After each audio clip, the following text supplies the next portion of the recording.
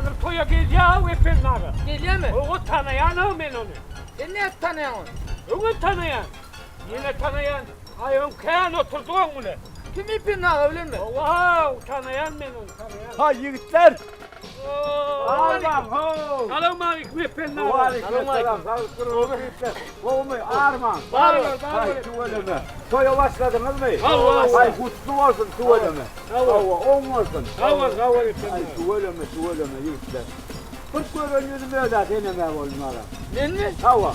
Tanımadın mı? Kırk tane.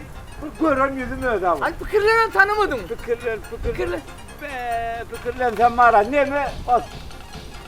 Ne mi? Yani sen Çınlık. çımlık değil o cücür. Ha? Cücür. Uy jujurlar bir küçük rastlayın biliyordum hala o. Buna şey... Ay. Tanıyan seni. Tanıdın mı? Tanıyan. Dinleyene tanıyan. Ava. Geçen toyda... Tanıdım kim ben?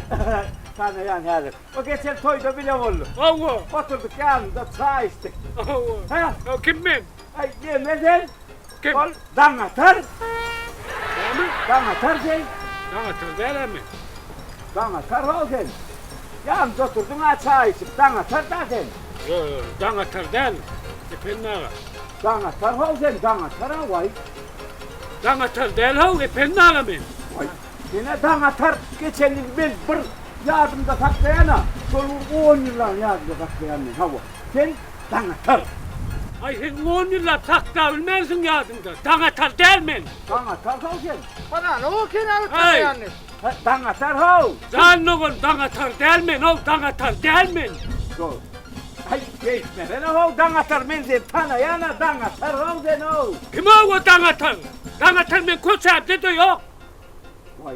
Dangatır sen. Tanıtır değil o ağam ben. Tanıtır değil mi?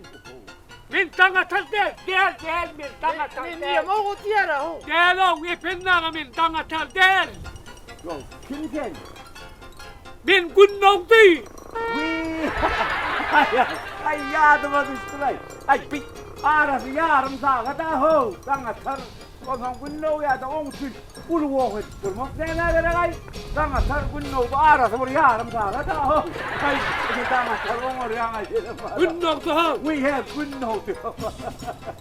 Ay good note. Good note. Yarım saatte ara. O sigorta beklemez. Ay onlar ya. Ay onlar ya. Günnok da. Günnok da ne adım?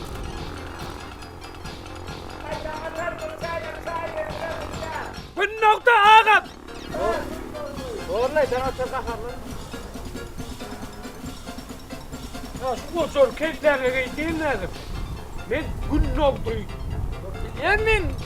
Yani oradan atar diyen oradan atar diye şuradan atar ala. Ha, yarım sağ hadi kına. Şimdi nereye atar? Evet.